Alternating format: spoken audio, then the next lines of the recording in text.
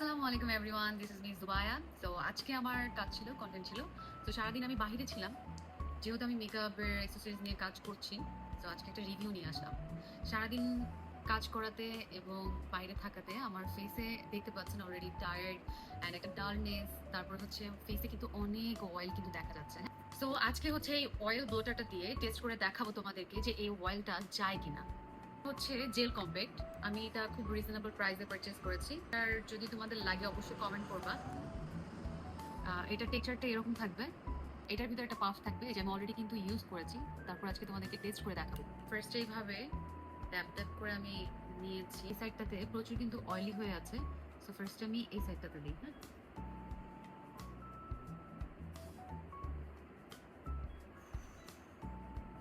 C আমার এই সাইডটা দেখো আর এই সাইডটা দেখো। আমি কিন্তু বেশি নিই নাই, দুই থেকে তিনটা ড্যাব ড্যাব করেছি।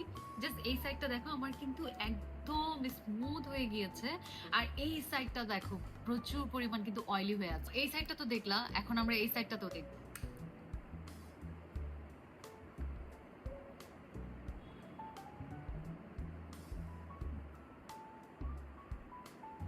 সি আমার ফেসে কিন্তু অনেক অয়েলি ছিল, বাট এইটা আমি যখন ইউজ করলাম দেখো রেজাল্ট তোমাদের সামনে।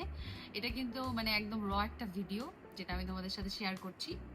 মানে এটা আসলেই ওর্থ ইট, একদম রিজনেবল প্রাইসে।